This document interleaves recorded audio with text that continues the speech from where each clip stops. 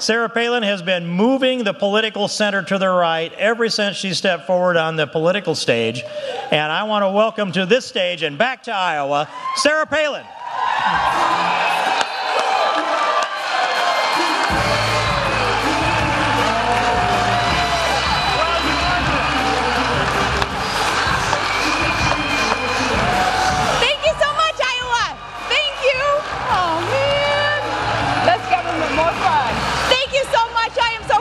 To be here. Thank you. Oh, I thank you so much. It is so great to be back in Iowa. You know, we have great memories here of the many trips now that we've been blessed to take here. You know, of course, the 08 campaign, and then the even more fun Tea Party rally that we had in Indianola. That was fun. We've had, oh gosh, chowing down on fried everything at your state fair, of course. And then one year, thinking that a bit after the fair, I was going to work some of it off. So we drive up to Storm Lake, and I'm thinking, there was a half marathon going on. I'm thinking, hey, I could go incognito. I'm going to jump into this race. And incognito, Latin for me, it means no makeup. No one. Scare little children. So I'm running the race. I jump in there, and I am incognito. I'm thinking I'm running in peace. You know, no one talking politics. Of course, I'm sucking air the whole way, so I can't talk anyway. But no, you know, press there with those suspicious thinking of theirs, signals. You know, oh, she's in Iowa. What is she doing? And it seems like the Iowa politicos, too, very good at sensing, you know, who's coming, who's going, and the significance of your state, of course. So anyway, I'm running, but no press kind of bugging me about, are you going to run for president or not? Because that was the year of that question. So jumping in the race, I'm running across the finish line, and boom, there I am accused of running that race for political purposes. And I find out that, okay, yeah, I'm in Iowa. The race happened to be called Storm Lake's Jump Right In and Run race. Yes, I got a medal on Jump Right In. So, of course, the press like, you orchestrated that. You know, you came all the way to Iowa for that race. I'm like, oh, yeah, ask Todd. You know, I'm the one who made him pull over for that day to run the race. Anyway, best memories, though, are of the wonderful friends that we have made here, just good people, hard workers with love for this great country that they show with, you know, your work ethic and with, shoot, even driving by your homes with the flags waving on front porches, where on any given night, I think a whole lot of you might be found out there on your porch, proudly clinging to your guns, your God, your Constitution. Because of that, because of you, that the rest of the country knows this part of America as the heartland. And last time I was here to campaign, it was for one of those friends whom we have made, and you know her as a soldier and a farmer and a good neighbor. And then, back then, I called her a pistol-packing, Harley-riding Mama Grizzly. And now I am thrilled to get to call her your Senator, Joni Ernst.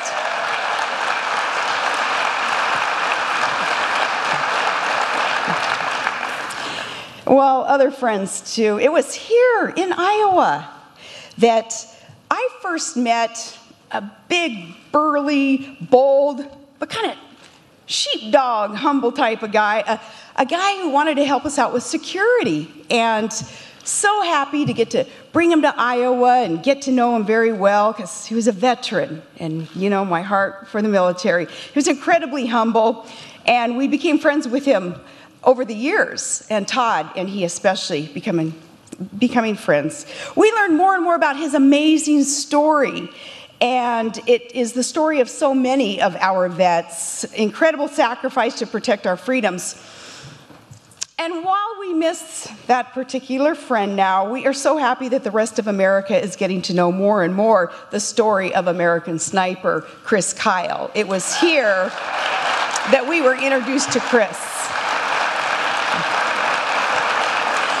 And you know why that movie breaking records all over this great nation, it's because America needs a hero again, and Chris Kyle has been that man. And screw the left in Hollywood who can't understand what it is that we see in someone like Chris Kyle and all of our vets. So the last couple days, my daughter Bristol and I, we have been at a great big gun show in Las Vegas. And there at the gun show, at the SHOT Show, getting to link up with Taya, with Chris Kyle's wife. And Taya throwing a big party there honoring vets, honoring those who have supported her cause now that Chris is gone, and Tara carrying on her husband's legacy. Spending hours visiting with these vets and like most military families, having that sincere appreciation for what other military families go through, so spending so much time with these other vets. Well, at this party, man, it seems like we're always kind of going rogue or something. Something always happens. We're at the party, and I'm with Taya, we're signing books, and in the back, this young, very energetic, very bold young vet, he holds up a sign, and it was bold, 4-letter message to Michael Moore that he'd written out. And I'm like, oh man, and me, I call him up front, you know, and he's holding the poster, and I'm looking at it, he's showing it to me, and of course pictures started snapping, you know, because I'm giving the poster the old thumbs up. And it was my thumb, you know, it wasn't any other finger, it was my thumb. Oh, that poster though, I mean, you've heard the term swear like a sailor, even though I think this guy was a soldier, you know, same thing. Well, anyway, someone's snapping that photo, and we've taken a lot of heat over the last 2 days for being seen with this photo with a 4-letter message to Michael Moore that he deserves. Well, I was thinking,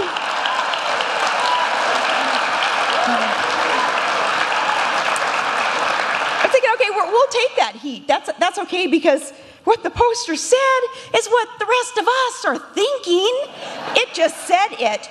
And what it really came down to was our message to those who don't understand, again, the opportunity they have to do whatever the heck they want to do, even if they are jerks, because it is our vets, our active service members who are out there protecting their freedom to be jerks. If you love freedom, you thank a vet. And I know that you guys get that, and that's why I am glad to be in Iowa, because I am among friends who understand that foundational aspect of America. We appreciate our vets.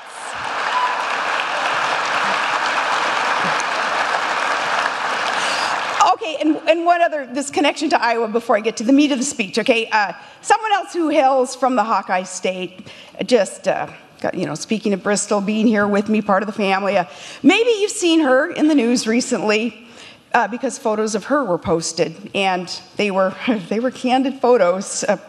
She was au natural, just nothing on but leather, a strip of leather. A collar, my dog, Jill Hadassah. She's from Iowa. She was trained here in Iowa, Jill was, and as Congressman King was alluding to, another scandal with the Palins. These pictures were posted of her because she has been trained as a companion for my youngest child, Trig, who has special needs, and this beautiful, strapping, healthy lab of ours, Jill, she was trained by the same talent at the Puppy Jake Foundation that trains service dogs for our vets. Yes. So we've been honored to get to be a part of that organization and that charity and our dog. We're happy that Jill is from Puppy Jake Foundation, our connection to Iowa.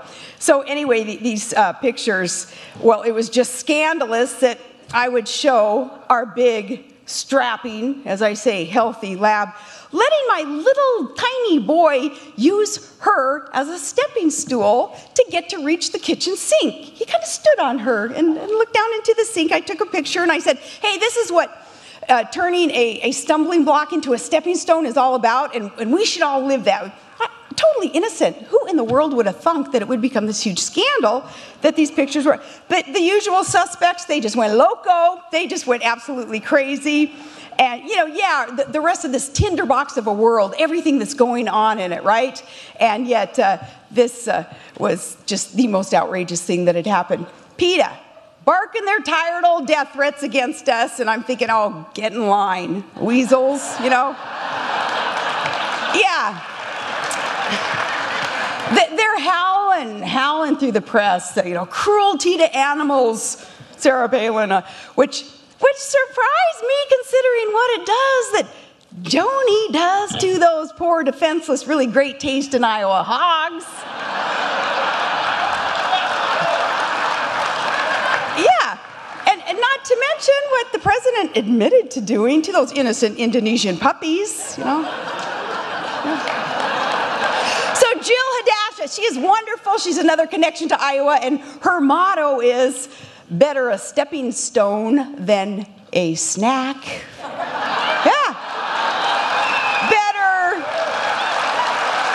Better stepped on than scarfed up, and yet media crucified us, but that's all right. We're getting used to that. Thank you so much, Citizens United.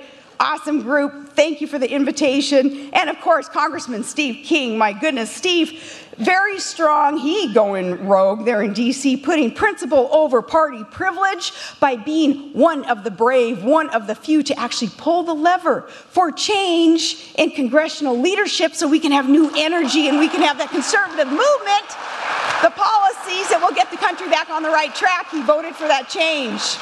Mostly, though, I thank you for being here. Thank you. Today, you hearing many words from many different people, but one thing is in common, and that is we believe what Ronald Reagan believed. That is, we are a people who have a government. It's not a government that has a people. And it was Jefferson warning, when the people fear their government, there's tyranny. But when government fears the people, there's freedom. We're here in the name of freedom.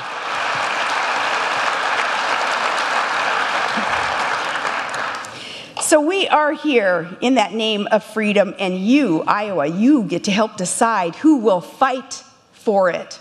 You'll caucus to help choose our next president. It's just about a year from now. It can't come soon enough. It's about dang time. And candidates will come here to earn your vote. The rest of America watching and trusting Iowa to put them through the test, to ensure that they are ready for war.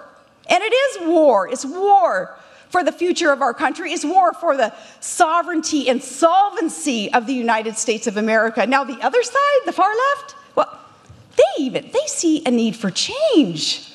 But it's by offering real change again, you know, coronation, rinse, repeat, or Clinton, rinse, repeat. Clinton, rinse, repeat. That's change. These leftists, they're promoting these ready for campaigns. They say, ready for Hillary. Well, these hopey-changey, astroturfy, DC-based businesses that are disguised as grassroots, they're nothing new. But don't you wonder what the White House thinks of their peeps out there prancing around, squealing that, oh, they're ready for someone else. They have to admit it even. Because they know that he who was the one.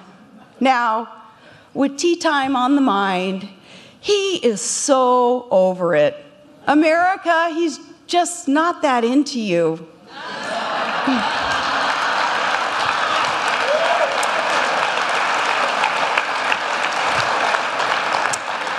$18 trillion question, though, is, well, do the candidates that they're ready for represent any real hope, any change?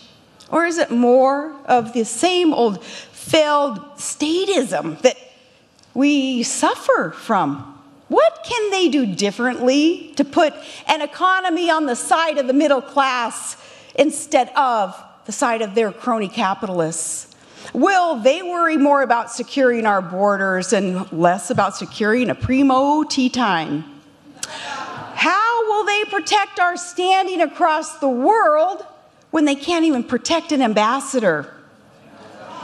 When will they listen to concerns of we the people instead of listening in on our phone calls. And how will they axe Obamacare? Remember, this started as Hillary Care.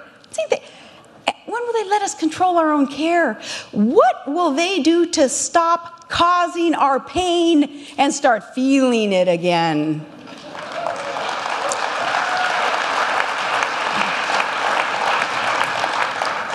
Well, in other words,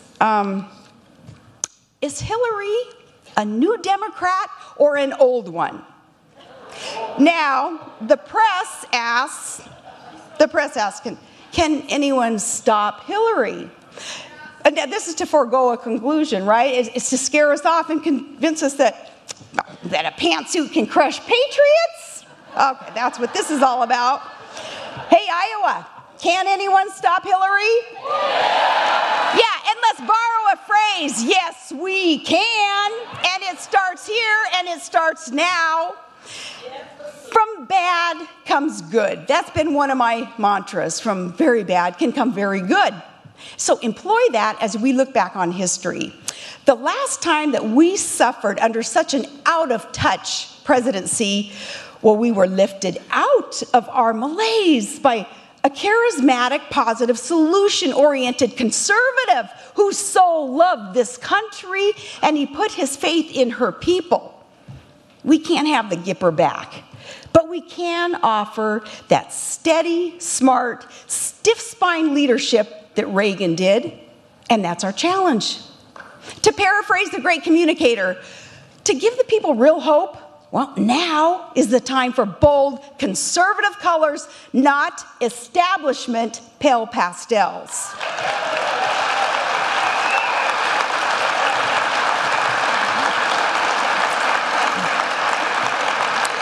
We need to ask who carries on Reagan's legacy, who will lead our freedom movement to victory, to begin that fundamental restoration of America. You answer that, Iowa, by making the GOP primary a competition, not a coronation.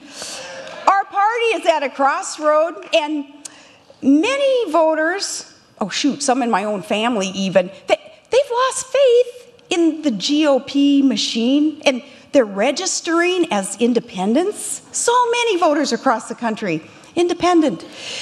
They're looking for principle and patriotism over political party.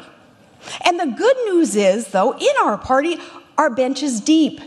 And considering some in the lineup, man, that's a good thing. It is good that we have a deep bench. And it's primary competition that will surface the candidate who's up to the test and can unify. And this person has to, because knowing what the media will do all throughout 2016 to all of us, it's going to take more than a village to beat Hillary.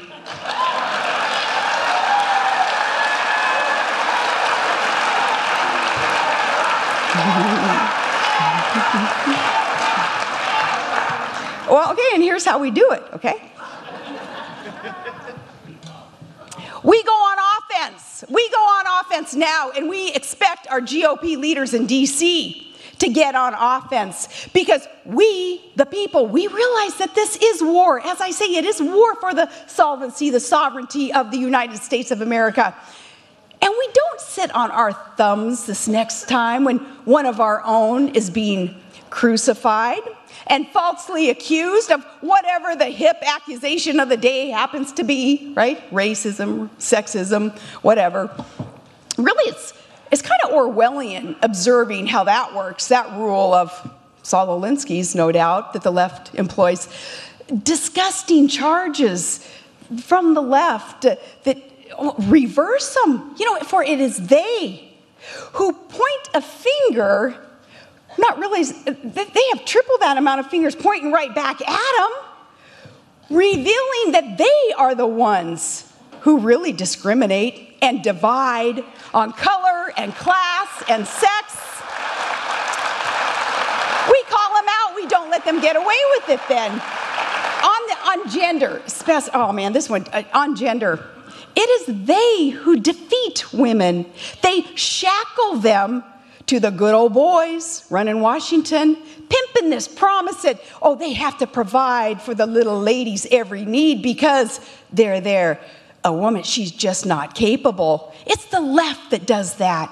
It isn't the right, it isn't conservatives. So we go on offense and we reveal the real war on women with truth because we can handle the truth.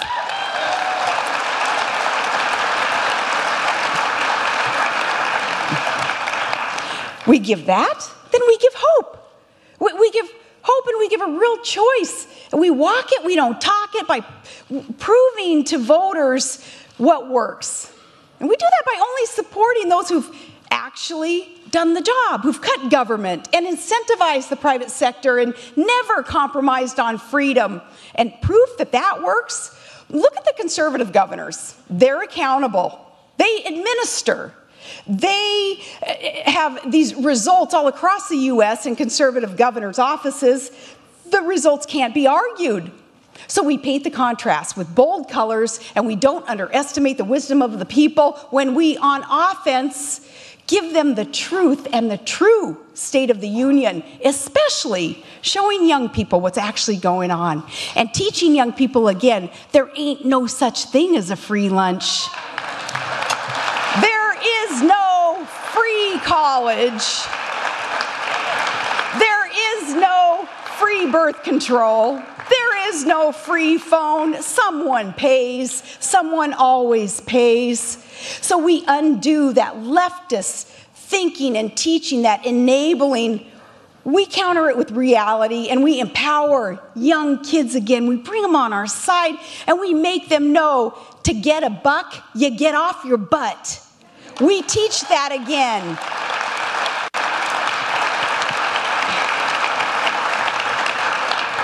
And we get honest on national security. We give hope to the people that we will not succumb to evil. And we call it as it is. We address it.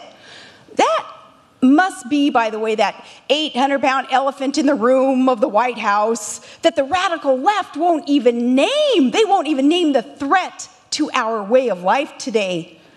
We'll hit it. We'll name it.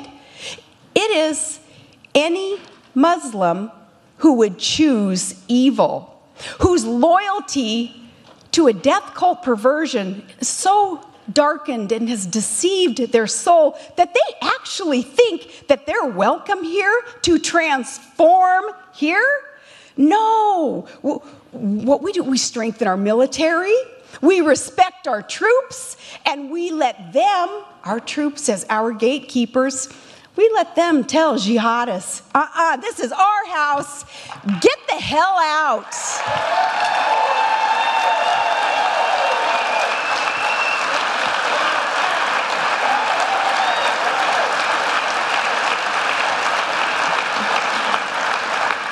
And amnesty, we have to be candid, and the people deserve the candidness because that leads to solutions. They deserve solutions. Amnesty, no. The left and the rhinos, they would reward those whose first action here is to break the law.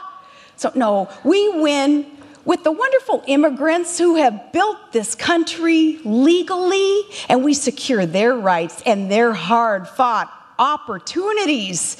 Together, we shore up the deserving middle class that will be decimated under this unconstitutional executive amnesty. We also have to school our president, I guess, on the rules. An impatient president doesn't just get to trample our Constitution and ignore Congress just because he doesn't get exactly what he wants every time he wants it. It's, with all due respect to the office of the presidency, it's like an overgrown little boy who's just acting kind of spoiled. And moms, we don't put up with that, do we? No. Well, dads either, but no. In fact, this reminds me of Bristol. When she was a little girl in preschool, she can testify to this. She came home from preschool one day, and her cool teacher, her awesome teacher, beautiful, sharp woman, whose family had come from Mexico years ago. And Bristol said, Mom, Mrs. Huey's mommy and daddy, They are so happy that they got to come to America, and the daughter, she became a teacher. They're so happy, and they love this country so much that they named her after our country. My teacher's first name is Land. And I thought, Land? Oh, poor guy. I mean, that's something maybe a Palin kid would have to suffer through the rest of their life. Oh. But no, Bristol hadn't gotten quite right. The teacher's real name was America. The parents had named her America. And so I was explaining that to Bristol. It's not Land or Globe, or it's America. And Mrs. Huey taught Bristol, and all my kids, all of us, a lesson that our president must have missed. When her students would whine about something not getting their way exactly as they wanted in that preschool class, she would sing this little mantra. America said, "You get what you get and you don't throw a fit." That is what our president must have missed growing up, because its insistence, its lawlessness of he trying to get his way, it tramples our Constitution. So from debt, and I won't even get into all the details of everything, but from debt, you know, normal people, when they're in a hole they don't want to be in, the first thing they do is stop digging. I don't know what is wrong with the leaders in this country who understand we are in a hole we don't want to be in, and they keep digging. But from debt to energy, proving that inherent link between American-made energy and prosperity and American-made energy and security, to solutions like the flat tax that we need, to stop this unhealthy new obsession that we're hearing about even on our side of the aisle, with this subjective income gap that we're supposed to be so obsessed with right now, when no, we don't have to be obsessed with it. Not when everyone rises together with conservatives' proven free market principles that incentivize pursuing capital and investment and innovation, so it results in lasting prosperity for everyone.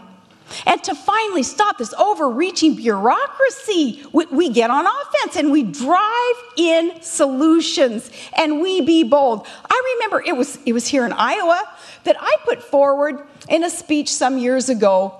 That I guess they didn't listen to me because they didn't do anything about it. But here, I said, why don't we decentralize the federal government? We have to be bold about this stuff. Shutter out-of-touch bureaucracy and move what's remaining across the country to the people. If there is to be a Department of Energy, put it where the energy is created. Pack up the U-Haul. What better place for the Department of Agriculture than in ag country, so they see how their policies affect the farmers and the ranchers who feed our country. Things like that. It must change. Things must change for this our government. Look at it. It isn't too big to fail. It's too big to succeed. It's too big to succeed so we can afford no retreads, or nothing will change with the same people and same policies that got us into the status quo. Another Latin word, status quo, and it stands for, man, the middle class, everyday Americans are really getting taken for a ride. That's status quo. And GOP leaders, by the way, you know, the man can only ride you when your back is bent, so strengthen it. Then the man can't ride you. American won't be taken for a ride because so much is at stake. And we can't afford politicians playing games like nothing more is at stake than, oh, maybe just the next standing of theirs in the next election. And we're not in the mood to give politicians a pass just because they happen to have a certain party initial right next to their name. Evidence of this, that it's not just us thinking this, but across the country. Look at the number of governors elected without a majority of the vote. That is the result of fired up, independent, and strong third-party candidates nowadays. In fact, it's at its highest level in the last 100 years. Alaska just elected a very strong conservative who formed an independent ticket in order to prove this, he being beholden to the people, not to obsessive party politics that result in the titles and the hierarchies and all the problems that come with that. being beholden to the people. It is their record then, not their standing in the party, but their record that needs to be considered. And we cut them then if we want a fired up, unified base to get the GOP over the line to thwart the lies of the left and their politics of personal destruction. We got to cut the candidates who don't fit that bill of being beholden to the people.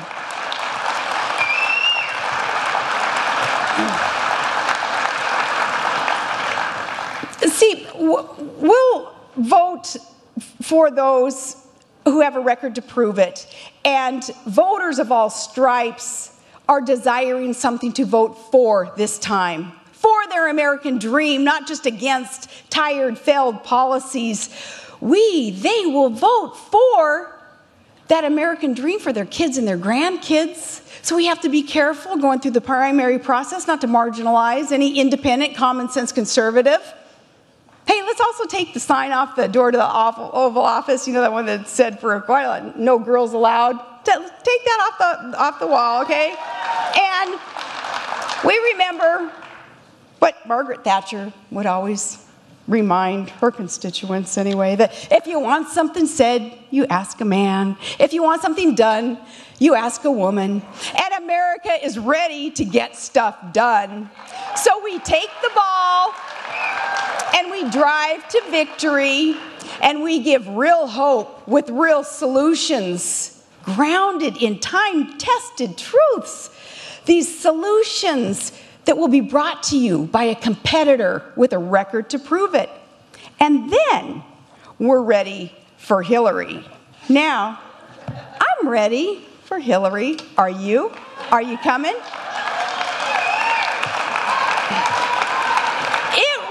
A few summers ago, my final thought here, a few summers ago, after a great day with friends and farmers and farm animals at your Iowa State Fair, that we loaded up the motorhome and we drove some hours over the border to Illinois, and we stopped along the way because my daughter Piper, she had never got to run through a maze in a cornfield. So little simple things like that. I mean, that shows you how exciting my life is. That was like a highlight of our trip.